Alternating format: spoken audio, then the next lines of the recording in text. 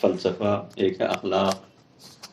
یہ تینوں الگ الگ علوم کہلاتے ہیں اور تینوں کی الگ الگ اصطلاحیں ہیں. ظاہر سی بات ہے کہ جس علم کا لفظ استعمال کریں گے، جس علم میں استعمال کریں گے، وہاں پر وہی معنی اس کے مراد لیے جائیں گے.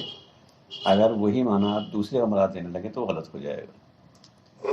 یہ ہمارے اردو زبان میں بھی ہوتا ہے. مثلا آپ کے علاقے میں ایک لفظ کسی معنی میں بولا جاتا ہے، کوئی بھی لفظ ہو سکتا ہے کہ وہ لفظ ہمارے ہاں گالی ہو، بہت برا ہو، یا ہمارے لیے کچھ نہ ہو، ہمارے لیے بالکل نیچرل چیز ہے.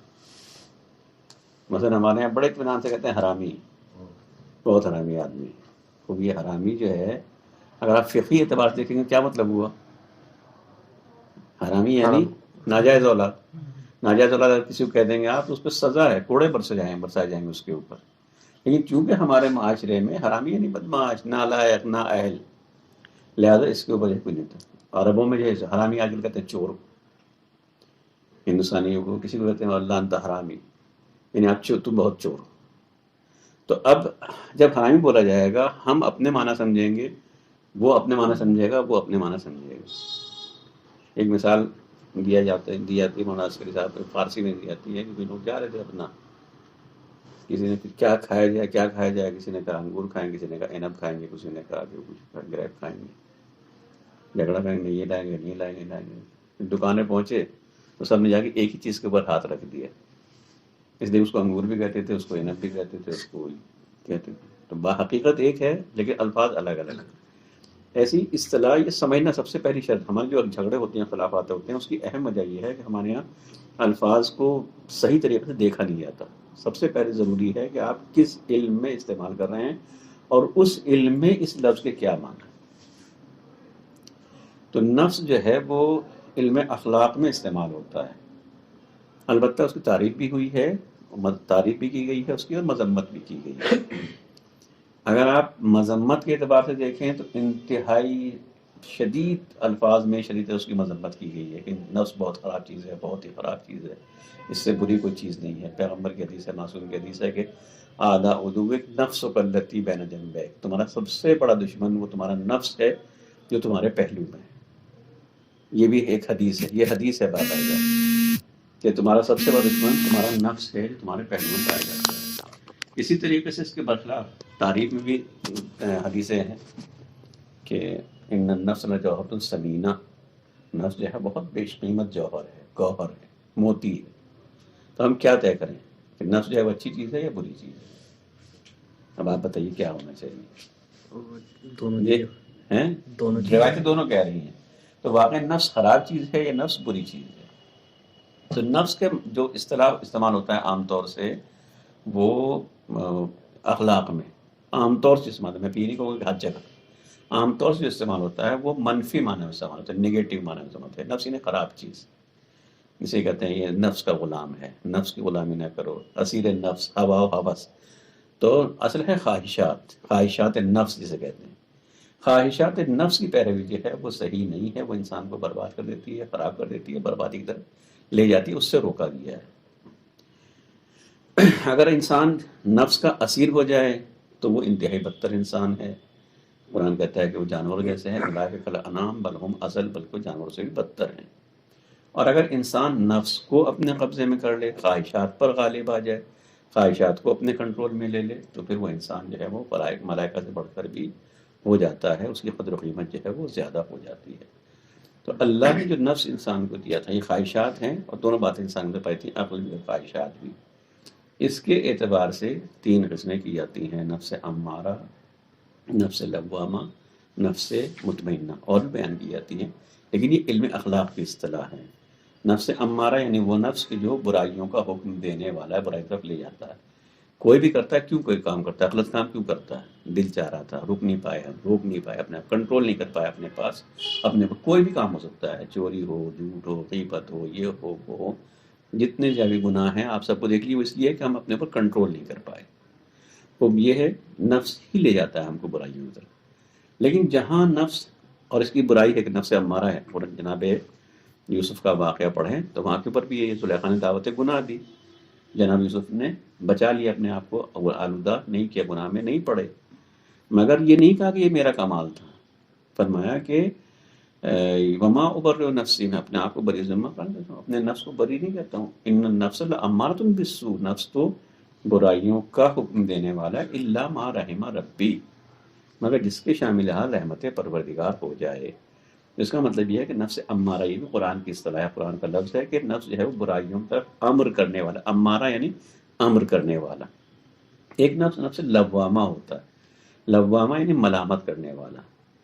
انسان کوئی گناہ کرتا ہے یا برائی کر جاتا ہے یا جب جانا چاہتا ہے تو بہرحال یہی نفس ہے، یہ انسان کا اندر سے آواز ضمیر ہوتا ہے جو انسان کو روکتا ہے۔ جب گناہ کرتے کرتے آدمی اس منزل پہ پہنچ جاتا ہے کہ وہاں اسے احساس نہیں ہوتا، مگر شروع میں جب پہلی مرتبہ انسان گناہ کرتا ہے تو وہاں جھجکتا ہے، رکتا ہے۔ یہ جو ہم سوچتے ہیں کہ کوئی ہمیں دیکھ نہ رہا ہو، کوئی ہمیں ٹوکنے والا نہ ہو، کوئی ایسا نہ ہو، ایسے حالات فراہم کرتے ہیں، کیوں ہے؟ ایک اندر سے ایک جھجک ہے۔ پہلی مرتبہ جھوٹ بولنے کا جب ہوتا ہے تو جھوٹ بولا نہیں جاتا ہم سے۔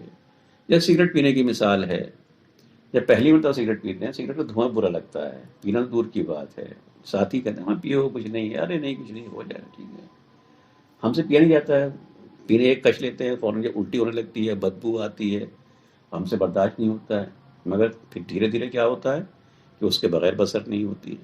اگر سگریٹ نہ پئیں تو پھر برداشت نہیں ہوتا، لت لگتی ہے، پھر انسان اٹھتا ہے، جاتا ہے، سگریٹ خرید کے لے کے آتا ہے، اب کوئی پریشانی نہیں ہو رہی۔ ساتھیوں کا بھی یہی ہوتا ہے، کمرے میں اگر دو چار ساتھی ہے سگریٹ پینے والے ہیں، کچھ دن تو آپ جو ہے ریئیکشن دکھائیں گے، اس کے بعد آپ بھی عادی ہو جائیں گے، ختم ہو گئے، اسی ماحول میں رچ بس گئے۔ تو روکنے والا تھا اندر سے، یہی ہماری طبیعت، یہی ہمارا مزاج ہم کو روک رہا تھا کہ سگریٹ اچھی چیز نہیں ہے، دھواں اچھی چیز نہیں ہے، لیکن ہم جو تھے اسی طرف چلے گئے، دھیرے دھیرے اسی کے عادی ہو۔ یہی حال گناہوں کا بھی ہوتا ہے، ہم جب گناہ کی طرف بڑھتے ہیں تو ہمارا نفس ہی ہمیں ملامت کرتا ہے، نفس ہمیں روکتا ہے، جھنجھوڑتا ہے ہمیں۔ اب یہ ہمارے اوپر ہے کہ ہم نفس کی اس آواز پر، اس ضمیر کی آواز پر لبیک کہیں یا نہ کہیں۔ ہم کتنے بے قابو ہو چکے ہیں، ہمارا اختیار ہمارے ہاتھ میں ہے۔ دونوں مثالیں ہیں، عمر سعد بھی ہے اور جناب حر بھی ہیں، دونوں کے سامنے سیم پوزیشن تھی۔ عمر سعد سے کہا کہ امام حسین کو شہید کرنا ہے، اتنا بڑا گناہ امام حسین کو شہید کرنا پڑے گا؟ فیصلہ کرنے کے لیے ٹائم چاہیے، رات بھر جو ہے وہ ہاں نہیں کے درمیان رہا۔ آپ جانتے ہیں کہ وہ فیصلہ نہیں کیا، رات بھر کے بعد جو ہے آخر میں یہ کہہ کہ اپنے آپ کو مطمئن کر لیا، کوئی اگر تو نہ جائے گا تو کوئی اور تو جائے گا، حسین تو یزید طے کر چکا ہے، حسین تمہارے ہی جائیں گے، اگر تم نہ جاؤ تو کوئی اور مار دے گا، لہذا کیا تمہیں وہ قتل کر دو کیا ہو؟ تو یہ نفس تھا جس کو روک رہا تھا، نفس لوامہ تھا، ملامت کر رہا تھا، مگر اس نے نہیں سنی نفس۔ جناب حر بھی لشکر میں تھے، لشکر یزید میں تھے، لیکن چھوڑ کر آ گئے، نفس کی آواز کو انہوں نے قبول کیا، ضمیر کی آواز کو قبول کیا اور گناہوں کو چھوڑ کے آ گئے۔ تو یہی نفس ہے جو انسان کو ملامت بھی کرتا ہے۔ اس کے بعد نفس مطمئنہ، جو نفس مطمئن ہے، جو اس جہاں پر تصور گناہ نہیں ہوتا ہے، انسان اس اعلیٰ منزل کے اوپر پہنچ جاتا ہے۔ تو یہ قسمیں بیان کیا تھی علم اخلاق کے اعتبار سے۔ اور کون سی قسمیں سن رکھی ہیں آپ نے؟ آگا یہ قلب تھا، پھر قلب الگ چیپٹر ہو گیا، تو جی آگا اس کو سمجھنے کو وہ کہتے ہیں خود شناسی۔ جی خود شناسی نہیں کہتے ہیں نفس کو سمجھ لیا، قلب کو سمجھ لیا، ہاں، پھر یہ خود شناسی خود ہی بن جاتا ہے کہ مطلب خود کو سمجھ لیا، اب خدا شناسی کی طرف بڑھ سکتے ہیں۔ اب آپ اسی کو پہچانیں، انہی چیزوں کو پہچانیں آپ۔ اصل بات یہ ہے کہ اسی نفس کو ہم کتنا، جو روایت میں پڑھی ہے آپ کے کہ نفس جو ہے لجوہر سمینہ من صانہا رفعہا، جو اس نفس کو صاف رکھے گا وہی، یہ نفس انسان کو بلندی عطا کرے گا، نفس کی بلندی عطا کرے گا، یہی اونچائی کی طرف لے جائے گا۔ اگر ہم گناہ میں ملوث ہو گئے تو یہ ہم پستی کی طرف لے جائے گا، حیوان یا حیوان سے بدتر ہو جائیں گے۔ اگر اس کو ہم نے بچا لیا تو یہ ہمیں بلندی کی طرف لے جائے گا۔ کہاں تک پہنچے گا؟ قرآن نے بھی کہا ہے کہ وَنَهَى النَّفْسَ عَنِ الْهَوَىٰ فَإِنَّ الْجَنَّةَ هِيَ الْمَأْوَىٰ، جس نے اپنے آپ کو روک لیا، کہا سے روک لیا، نفس سے روک لیا۔ نفس کے نفس تو ہے ہی انسان کے اندر، نفس سے نہیں روکنا، یعنی خواہشات نفس سے روک لیا، جو غلط چیزیں ہیں گناہوں سے روک لیا، اپنے آپ اپنے نفس کو آلودہ نہیں کیا۔ تو اصل بات ہے خواہشات، ان سے پرہیز کرنا، ان سے بچنا۔ جتنا انسان ان گناہوں سے بچتا چلا جائے گا اتنا ہی وہ بلند ہوتا چلا جائے گا پاکیزگی کردار کے اعتبار سے۔ علیکم السلام۔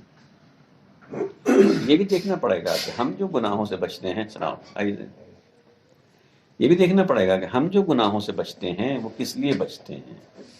واقعاً خدا کے لیے بچتے ہیں یا اس لیے بچتے ہیں کہ سماج میں بے عزتی ہو جائے گی، ناک کٹ جائے گی، لوگ جو ہیں وہ باتیں کہیں گے ہمیں، ہم پر ایسی باتیں کہا جائے گا چور ہے، بے ایمان ہے، فنا ہے، ایسا ہے، اس لیے ہم گناہ نہیں کرتے ہیں؟ یا ہم اصل مولوی ہیں چونکہ اب ہم کو مولوی رہنا ہے، مولوی بننا ہے، نماز پڑھانا ہے، تو جب تک محلے میں ہیں، لوگوں کے درمیان ہیں، بہت سنبھل کے رہ رہے ہیں. کئی باہر پہنچ گئے، اب کوئی پہچاننے والا نہیں، جان پہچان کر کچھ بھی نہیں تھا، کوئی دقت نہیں ہے. تو اگر اندر سے پاک نہیں ہوگا قلب ہمارا، تو ہم یہاں تو مقدس بنے رہیں گے، باہر نکلتے ہی اپنے اصلی رنگ میں آ جائیں گے. لڑکے بھی، گھر والے بھی اپنے گھر کے درمیان، گھر میں بہت شریف ہیں، بھائی بہنوں کے درمیان کافی شریف ہیں، ماں پاپا کے سامنے بہت ہی شریف ہیں، باہر نکلتے ہی پھر اصلی رنگ میں دکھائی دیتے ہیں، تھوڑا اور باہر نکلتے ہیں پھر اصلی رنگ میں دکھائی دیتے ہیں. یہ کیوں ہوتا ہے؟ اس لیے کہ اندر سے واقعاً تقویٰ نہیں ہے، اندر سے واقعاً پاکیزہ نہیں ہے. اب یہ اگر اطاعت ہو بھی رہی ہے، یہ اگر نماز پڑھی بھی جا رہی ہے، یہ اگر روزے پہ رکھے جا رہے ہیں، تو یہ عادت کے ہیں، یہ دکھاوے کے ہیں، یہ سماج میں عزت بنانے کے لیے ہیں، یا واقعاً اللہ کے لیے. جتنا اس میں اخلاص پیدا ہوتا چلا جائے گا، جتنا اللہ کے لیے ہوتا چلے گا، اتنی ہی بلندی ہوتی چلی جائے گی. تو یہاں پر ایک سوال یہ ہے کہ یہ احساس ہے یا وجود ہے؟ کیا نفس ایک کیفیت کا نام ہے یا ایک وجود کا نام ہے؟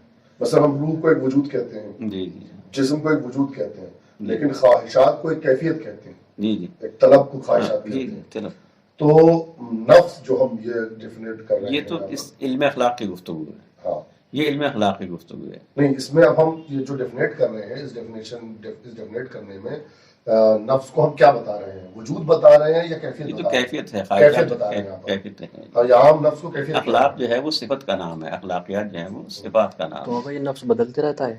یہ بدلتا نہیں رہتا ہے، اسی کے اسٹیج ہوتی ہیں. نفس ایک ہی ہے، نفس ایک ہی ہے.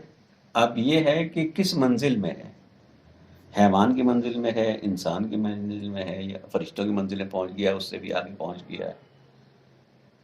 اگر گناہوں میں آلودہ ہے تو یہ نفس لوامہ ہے، اگر روک رہا ہے، اس پہ ہم روک رہے ہیں تو لوامہ ہے، اگر اس بلندی پہ پہنچ گیا تو نفس مطمئنہ ہے. نفس ایک ہی ہے، کس سطح کے اوپر ہے. جسے ہم کہتے ہیں ارے بچے، بچہ تھوڑی ہے وہ، یعنی ابھی اس کی عقل جو ہے بچوں جیسی ہے. کوئی بچہ ہوتا ہے بڑی بڈھی روح ہے اس کے اندر، بڈھا نہیں ہے وہ، لیکن باتیں چونکہ بڈھوں جیسی کرتا ہے، سنجیدگی کی کرتا ہے، ہوش کی کرتا ہے. پاگل ہے. آنکھیں ہیں آدمی، اندھے ہو کیا؟ وہ آنکھیں تو وہ ہے اندھا نہیں، تم تو اندھے ہو، تم دیکھو اس کی آنکھیں ہیں، کیوں اندھا کہہ رہے ہو؟ اس لیے ہم اس طرح سے بولتے ہیں. تو نفس مختلف نہیں ہوتے ہیں، مسئلہ یہ ہے کہ ہمارا نفس کس مرحلے میں ہے.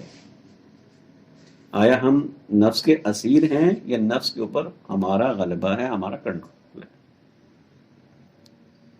ایک قسم تو یہ بیان کیا وہاں جو سانحہ کہا ہم نے، من سانحہ رفعہ، جی تو اس کا مطلب یہی بنتا ہے کہ پھر سانحہ کا مطلب کہ جتنا زنگ کھایا ہوا ہوگا، جتنا گندا ہوگا اتنا اس کی کیفیت خراب ہوگی، جتنا صاف ستھرا ہوگا، جتنا دھلا ہوا ہوگا، جتنا شارپ ہوگا اتنا اچھا ہوگا. جیسے آئینہ ہے، جیسے آئینہ ہے، آئینہ جب تک صاف ہوتا ہے تبھی صحیح دکھاتا ہے. جب اس کو وہ غبار آتا ہے، زنگ آتا ہے، جیسے چولہا پر مارے ہیں، اس کو دکھانا بند کر دیتا ہے. وہ ہے آئینہ ہی مگر دکھائے گا نہیں. وہ کسی بھی چیز کو اگر آپ اتنا صاف سیقل کر دیں، وہ چمچمانے لگے گا، دکھانے لگے گا. سڑک پہ گرمیوں میں تارکول جیسی کالی غلیظ چیز بھی جب دھوپ پڑتی ہے اس کے اوپر چمچمانے لگتی ہے، اس میں گاڑیاں یہ وہ تمہیں دکھائی دینے لگتی ہیں، کیوں اتنی تپ گئی، وہ اتنا پگھل گئی، اتنا اس کو پڑی. ایسے ہی اپنے نفس کو آپ ایسا بنا لیں کہ اس میں اسرار الہی، فتح الہی، صفات الہی اس کے ذریعے سے نظر آنے لگیں. ٹھیک ہے، نہ بنایا آپ نے، اتنا صاف نہ کیا، تو ظاہر ہے کہ پھر آپ آئینے میں نہیں دیکھ پائیں گے. ہے آئینہ مگر اس میں آپ نہیں دیکھ پائیں گے. یہی حال نفس کا ہوتا ہے. یہ ایک ہے علم اخلاق کے اعتبار سے. فلسفے کے اعتبار سے بھی ہے، وہ نفس کی مختلف قسمیں کی جاتی ہیں، نباتیہ ہے، نامیہ ہے. وہ اپنے اعتبار سے گفتگو کرتے ہیں، وہ اپنے ساتھ بات کرتے ہیں کہ کچھ ہوتا ہے کوئی مثلا جس انسان جو ہے دو چیزوں کا مجموعہ ہے، نفس اور جسم کا، یا روح اور جسم کا. مثلا فی الحال نفس کہہ لیتے ہیں ہم تھوڑی دیر کے لیے. تو نفس جو ہے وہ وہاں پر فلسفی جو کہتے ہیں وہ کہتے ہیں نفس نباتی ہے، نفس حیوانی ہے، نفس ناطقہ ہے. نفس نباتی مثلا کوئی بھی جاندار ہے، مثلا انسان تو جاندار ہے، انسان کی جان ہوتی ہے، مر گیا زندہ ہے، مر گیا، سبھی پتہ ہے. جانور کے بارے میں ہم کہتے ہیں زندہ ہے کہ مر گیا. صرف انسان اور جانور ہی زندہ مردہ نہیں ہوتے ہیں، بلکہ ہم جو ہے وہ پیڑوں کے بارے میں بھی کہتے ہیں. پیڑ سے مر گیا زندہ ہے، مر گیا تو پیڑ بھائی چل رہا ہے. اب چل رہا ہے مطلب نہیں یہاں سے وہاں پہنچ گیا، چل رہا ہے نہیں بڑھ رہا ہے، زندگی ہے اس کے اندر. سبزہ ہے، گھاس پھوس ہے، سب یہی پالک شلجم مولی یہ وہ کھیت میں لگی ہوئی ہے، زمین سے جڑی ہوئی ہے، زندہ ہے. اسے آپ کاٹ دیں سوکھ جائے گی، اس کے اندر کچھ بھی نہیں رہ جائے گا. پیڑ ہے، زمین سے جڑا ہوا ہے، زندہ ہے، چل رہا ہے، ہرا بھرا ہے. اسے آپ کاٹ دیں گے تعلق ختم ہو جائے گا اس کی زمین سے، اس کی غذا ملنا بند ہو جائے گی، مر جائے گا، ختم ہو جائے گا، سوکھ جائے گا. تو جان وہاں بھی ہے، البتہ جان کا انداز الگ الگ ہے. وہاں صرف جان ہے، صرف اتنی سی ہی، اس کے علاوہ اس کے اندر کچھ احساس نہیں ہے. اس کے اندر حیوان میں احساس بھی ہوتا ہے، اسے آپ ماریں گے تو وہ ریئیکشن دکھائے گا. پیڑ کو اگر آپ ماریں گے ریئیکشن نہیں دکھائے گا. انسان کے اندر جو ہے وہ جان بھی ہوتی ہے، جان کے علاوہ عقل بھی ہوتی ہے، احساس کے علاوہ عقل بھی اس کے یہاں پائی جاتی ہے. وہ اپنے اعتبار سے کہتے ہیں کہ نفس نباتی، نفس حیوانی، نفس ناطقہ، نفس انسانی، کچھ بھی مثلا اس کو مرحلے آگے بڑھاتے چلے جاتے ہیں. وہ اپنے علم کے اعتبار سے کہتے ہیں. اگر اس میں بھی ہے کوئی مسئلہ تو میں خالی سے کوئی تعلق ہوگا نہیں. تیسری چیز ہے روح اور نفس. یہ دونوں ایک ہی چیز ہیں یا الگ الگ ہیں؟ عام طور سے جو تصور ہوتا ہے، کہا جاتا ہے، سمجھا جاتا ہے کہ وہ ایک ہی چیز ہے. روح نکل گئی یا نفس نکل گیا. لیکن قرآن یہ آیتوں روایت سے ایسا ہوتا ہے، لیکن آیتوں کے اعتبار سے نفس جو ہے وہ روح کے معنی میں نہیں ہے. وہاں پر ایک الگ تصور ہے نفس کا، وہاں پہ شخص کے معنی میں، انسان کے معنی میں. اور روح جو ہے ایک اللہ کا حکم، اللہ کا اشارہ. جب قرآن نے خود کہا کہ یسألونک عن الروح، یہ آپ سے سوال کرتے ہیں روح کے بارے میں، قل الروح من امر ربی، بس اتنا کہا کہ یہ امر رب ہے. کیا ہے خود قرآن نے حقیقت نہیں بتائی. جب اس نہیں بتائی تو ہم کم سے کم ہم جیسے انسان بہرحال نہیں سمجھ سکتے. ہم بس اتنا جانتے ہیں کہ جب تک روح اور جسم کا رابطہ رہتا ہے یہ زندہ رہتا ہے، جب روح نکل جاتی ہے تو یہ رابطہ ختم ہو جاتا ہے. اب آیا واقعاً یہی نفس کے معنی میں ہے، واقعاً نفس ہی اس سے مراد ہے یا الگ کوئی چیز ہے؟ یہ بہت تفصیلات ہیں. ان تفصیلات سے میرے خیال میں آپ کا کوئی خاص فرق پڑنے والا نہیں ہے. تیسری بات ہے، ایک چیز ہے عقل یا قلب جسے آپ کہہ رہے ہیں. انسان کے اندر دو چیز تو یہ بالکل طے ہے کہ ایک جسم اور روح. جب تک روح ہے انسان کا بدن زندہ ہے، روح نکل گئی تو بدن مردہ ہو جاتا ہے. مگر صرف روح آنے سے انسان کے اندر کمالات ایک دم نہیں آ جاتے ہیں، دھیرے دھیرے کمالات آتے ہیں. بچہ پیدا ہوتا ہے، پہلے دن اس کے یہاں تمام کمالات نہیں ہوتے ہیں. تو یہی روح حیوان کے اندر بھی ہے، روح انسان کے اندر بھی ہے، لیکن اس کے کمالات الگ ہیں، اس کے کمالات الگ ہیں. اسے کہتے ہیں روح حیوانی، روح انسانی. ان کی جو ہے روح مردہ ہو چکی ہے. کبھی ضمیر کہتے ہیں، کبھی روح کہتے ہیں، کبھی کچھ کہتے ہیں. تو حیوان کی منزل صرف اتنی سی ہے کہ اس کے اندر روح رہے، زندگی رہے. انسان کو اس کے علاوہ ایک عقل بھی دی ہے جس کے ذریعے سے دھیرے دھیرے وہ کمالات حاصل کرے گا. وہ دھیرے دھیرے ہی حاصل کرے گا، انسان کمال کی منزل کے اوپر آگے بڑھے گا. اب یہ عقل کیا ہے؟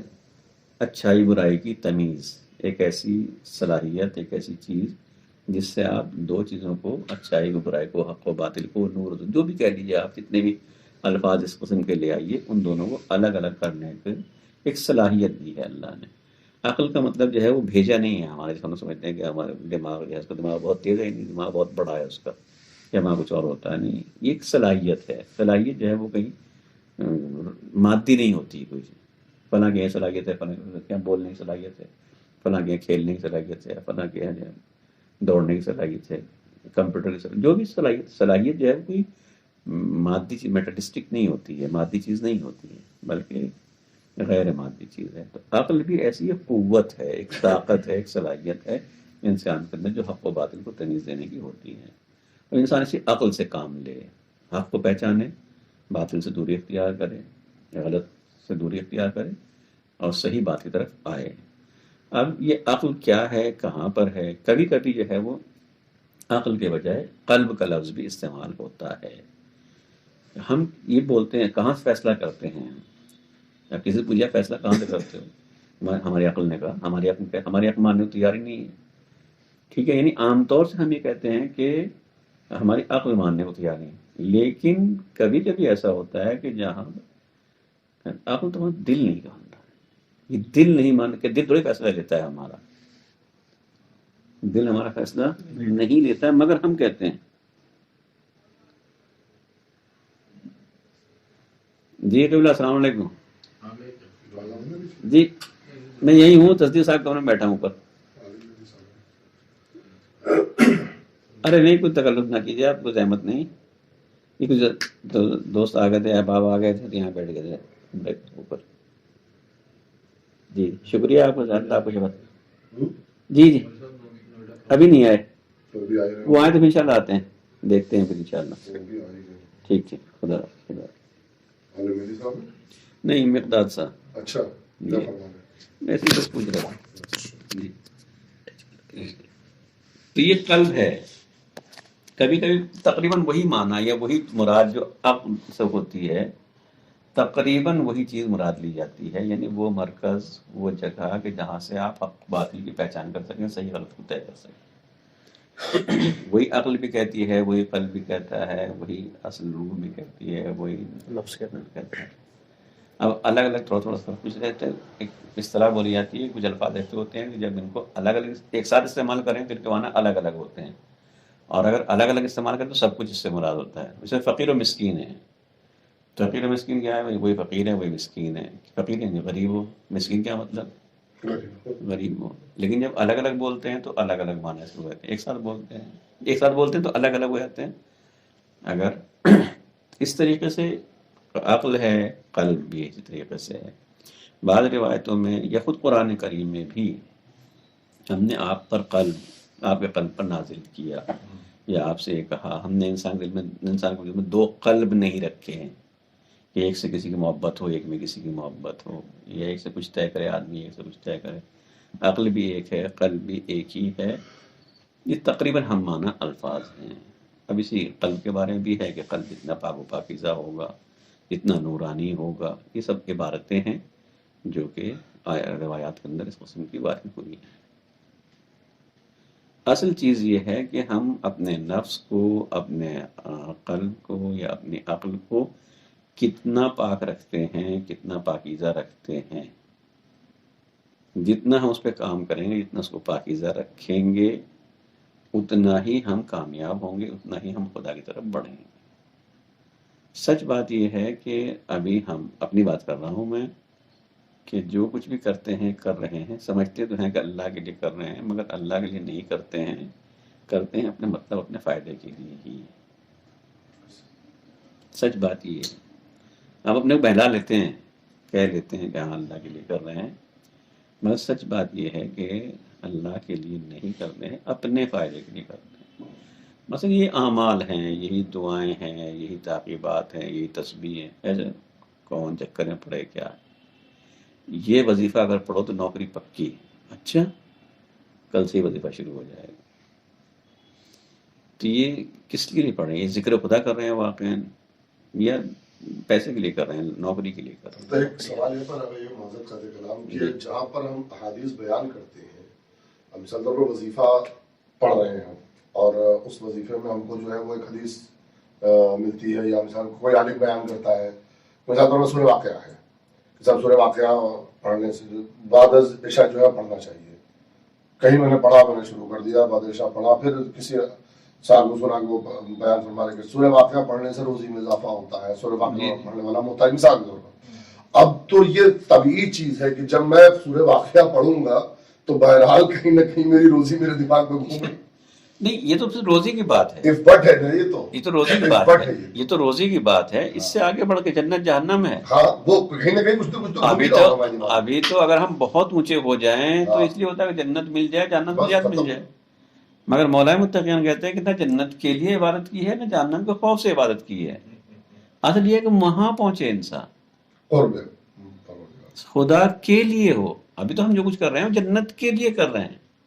ابھی تو ہم کر رہے ہیں جہنم سے بچنے کے لیے کر رہے ہیں. ابھی ہمارا نفس خواہشات ہی، جنت کی بھی خواہش ہے. جیسے خواہش روزی کی ہوتی ہے، خواہش اولاد کی ہوتی ہے، نوکری کی ہوتی ہے، مکان کی خواہش ہوتی ہے، ایسے جنت کی خواہش ہے. جنت بھی تو خواہش ہی ہے. جنت بھی مخلوقات خدا میں سے ہے. جیسے اللہ نے روزی پیدا کی ہے، گاڑی دی ہے، مکان ہے، یہ ہے، یہ اللہ کے مخلوقات ہیں. ایسی جنت بھی اللہ کی مخلوق ہے. اگر ہم جنت کے لیے کر رہے ہیں اس کا مطلب یہ ہے کہ ہم مخلوقات کے لیے کر رہے ہیں، ابھی خدا تک نہیں پہنچے ہیں. عمل اس منزل پر پہنچے، انسان وہاں پہنچے اپنے قلب کی صفائی کے ذریعے، اپنے نفس کی صفائی کے ذریعے، یا اپنی روح کی بلندی کے ذریعے، کہ جہاں واقعاً صرف اور صرف خدا ہو. بات یہ ہے کہ وہاں پہنچے، اور جب وہاں پہنچے گا تو وہاں سب کچھ دکھائی بھی دے گا، نظر بھی آئے گا، حقائق بھی دکھائی دیں گے، پھر انسان کسی منزل پر پہنچ جائے گا. یہ ہے مسئلہ. اور بھائی ایمان کہہ سکتے ہیں پورا؟ جی ایمان کہہ سکتے ہیں اس کو؟ ظاہر سی بات ہے، کل ملا کے ایمان ہو جائے گا. جتنا ایمان اللہ پر قوی ہوگا اتنا ہی اللہ کے لیے آپ کریں گے. ورنہ کہتے رہیں گے کہ ہم اللہ کے لیے کر رہے ہیں، اللہ پر ہمارا ایمان ہے، مگر اللہ پر ایمان ہوتا نہیں ہے.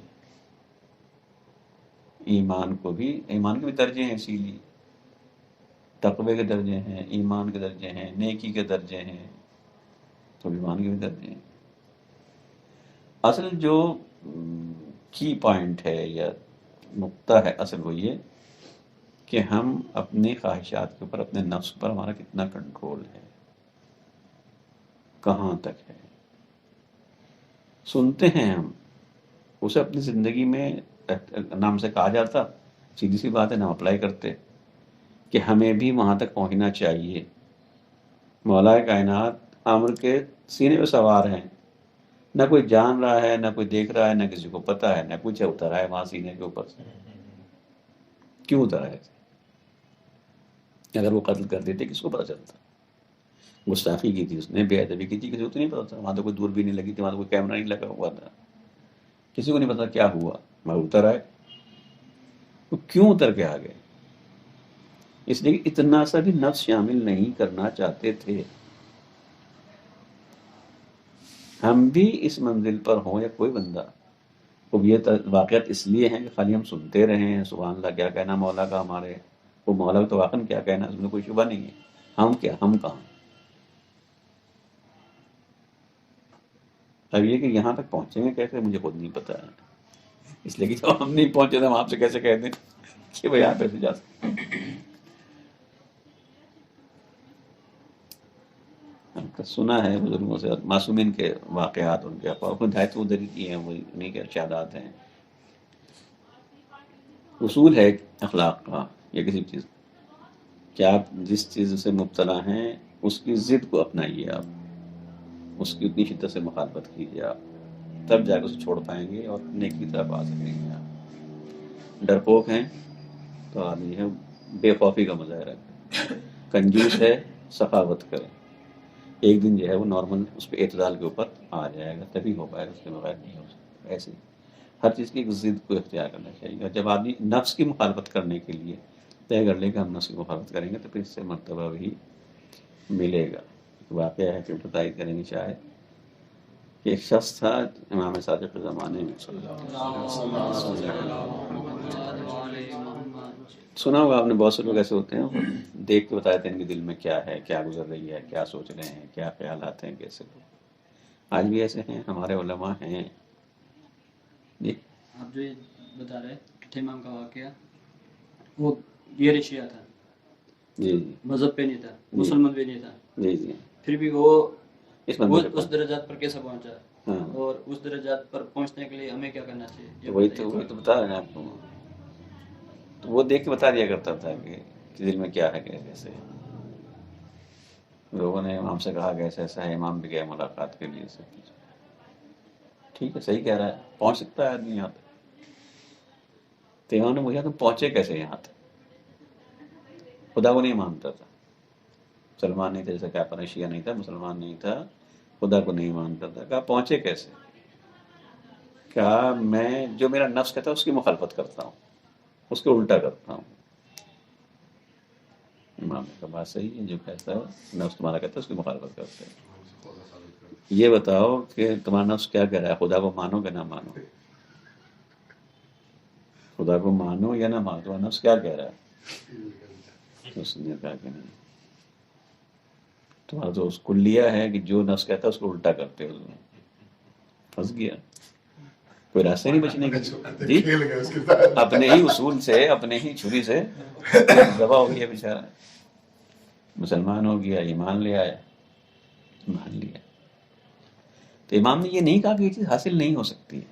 مطلب یہ جو اس کا جو وہ ہے قرآن کی لن تنالوا البر حتى تنفقوا مما تحبون بھی دقیقاً ظاہراً اسی طرف اشارہ ہے. وہی ہے دقیقاً اسی طرف اشارہ ہے کہ یہ مثلا جو بھی ہے. وعدہ ہے تو وہ اسی شخص کے بعد جب وہ ایمان لے آیا جی تو اس کے بعد سے وہ علم ختم ہو گیا. ختم ہو گیا. جی ہاں، ایسا کیوں؟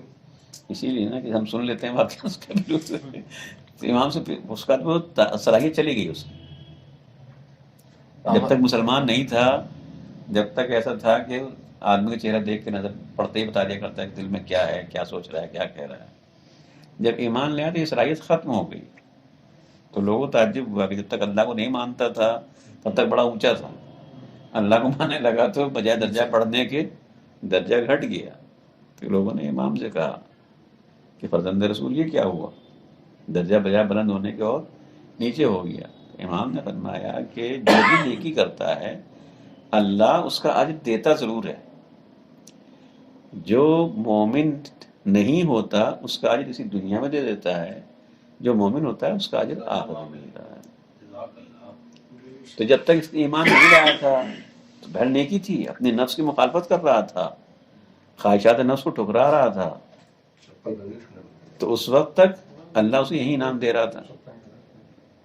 لیکن جب مومن ہو گیا تو اب کچھ وہاں کے لیے بھی ہوگا کہ نہیں ہوگا. یہی علم آیت اللہ بہجت کے پاس بھی تھا. جی بالکل تھا، بالکل تھا. دیکھ صرف یہیں تک منزل نہیں ہے، درجے کہاں تک ہیں، کتنے ہیں، درجے کہاں تک ہیں، کتنے ہیں، اور ایک درجے میں کتنا فاصلہ ہوتا ہے اندازہ نہیں لگا سکتے ہیں. چونکہ ہم تو کچھ بھی نہیں ہیں، ہمیں چونی بھی دکھائی دی جاتی ہے. ہم چونی کو بہت سمجھتے ہیں، بہت پیسے آ گئے ہمارے پاس، لیکن جن پر اربوں خربوں ہوتے ہیں وہ کروڑوں کچھ بھی نظر میں نہیں لاتے ہیں.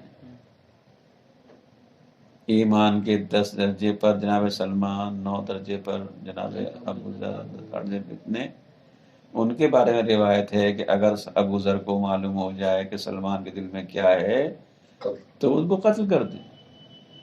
ایک درجے میں اتنا فاصلہ ہے، سلمان و ابو ذر میں اتنا فاصلہ ہے، ہم کہاں. بات یہ ہے ہم تو بس مزے میں ہیں، ہم مست ہیں کہ ہاں اب جنت پکی پکی ہماری، تو ہمیں تو کوئی کچھ بھی کرنا ہی نہیں ہے.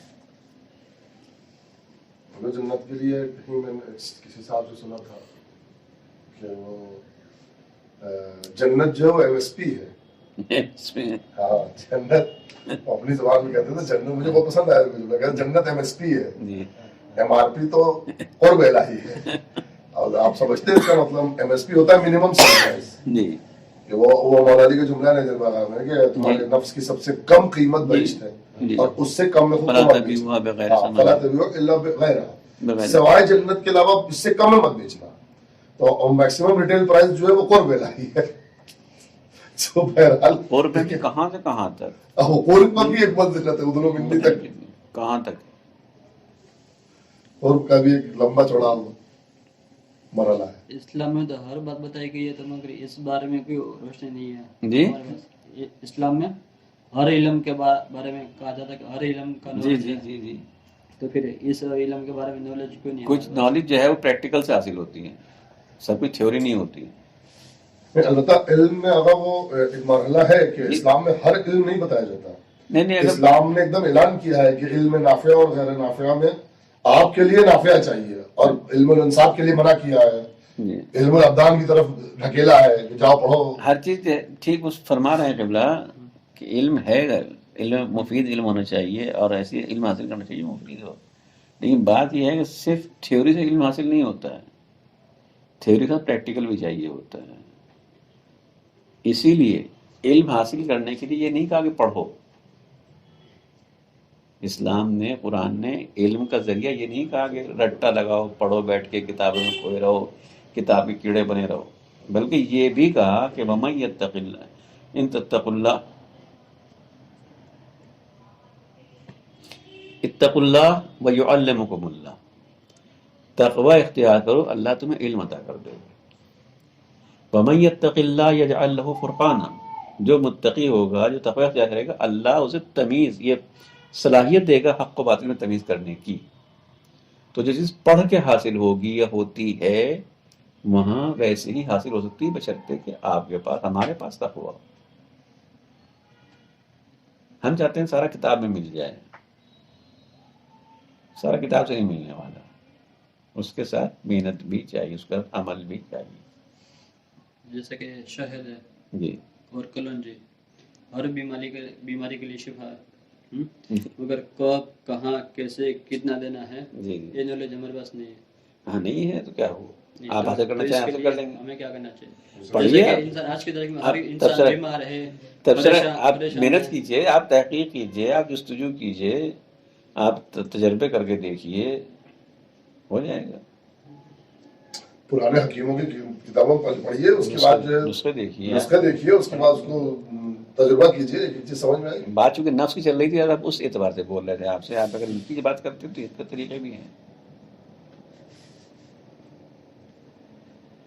اور ہر چیز کے حاصل کرنے، ہر علم کی، جیسے مولانا فرمایا کہ مولانا نے فرمایا کہ مکھی نہ بنو، شہد کی مکھی بنو. مکھی کہیں بیٹھ جاتی ہے، وہ دیکھتی نہیں گندگی ہے صاف ہے کیا ہے کیا ہے. شہد کی مکھی ہوتی ہے جو قاعدے کی چیز ہوتی ہے، جو کام آنے والی چیز ہوتی ہے، بس اسی کو لیتی ہے. اور تو پھول پہ بیٹھے گی، گندگی پہ نہیں بیٹھے گی. پھول میں بھی ہر پھول پہ نہیں بیٹھے گی. میری ٹرین 11:30 11:25. تصدیق صاحب پوچھیے کہاں رہے گے؟ نوئیڈا کراس کر گئے تھے، آتی ہوں میں آ ہی رہے ہوں گے 10 منٹ جو لگے، 5-10 منٹ. چائے بھی لے لیجیے. چائے تو یہاں چلی رہی، اس سے اچھی چائے کیا ہوگی. ایسے جوان ماشاء اللہ سے دیکھیے. کہاں جا رہے ہیں؟ نہیں پانی رہن دیجیے، قبلہ رہن دی مرنا ہیں وہاں چلے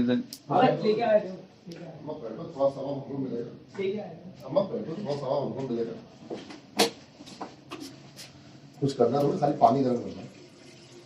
تالی پلاتے ہیں، دودھ نہیں پلائیں. کپ ہے وہاں پر، سامنے کپ رکھے ہوئے ہیں.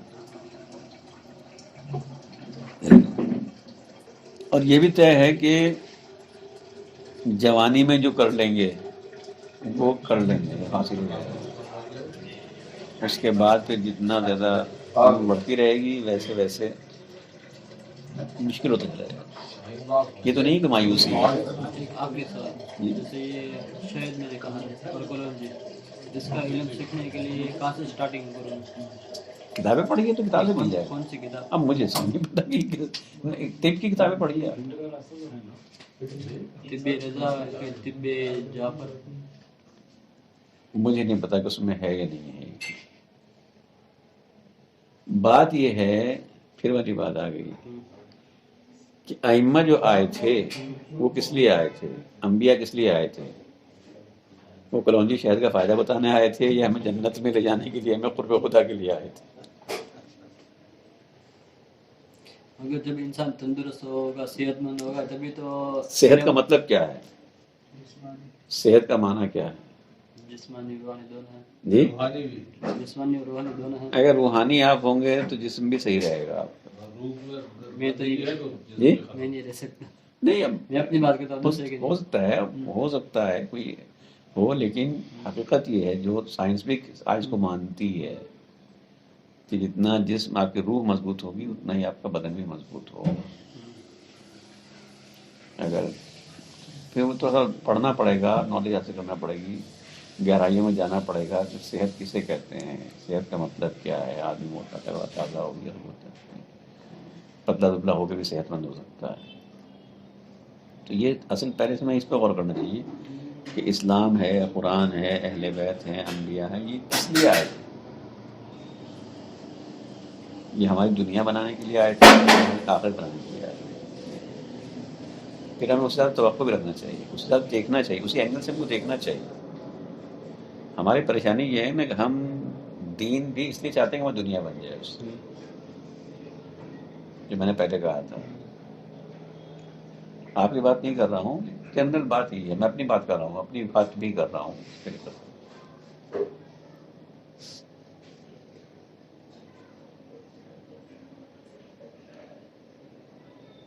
بہت انشاءاللہ پڑھیں گے تو آگے پہلے خود کو سمجھنا پڑے گا، تب اس کے بعد فنڈامنٹل اصل ہمارے دھیرے دھیرے وہاں پہنچنا پڑے گا. ہمارے یہاں بنیادی چیزیں کلیئر نہیں ہیں. ہمارے یہاں بنیادی چیزیں کلیئر نہیں ہیں. بہت سارے بھٹکاؤ ہیں ہمارے یہاں ہر طرح سے، ہر میدان میں، اور اتنے گہرے ہیں کہ وہ نکلتے نہیں، نہ نکلیں گے. مولانا طاہر صاحب ابھی جو تھے ایک وہ یہ غیر متعلق سی بات ہے، میں بھی کہہ دوں آپ سے.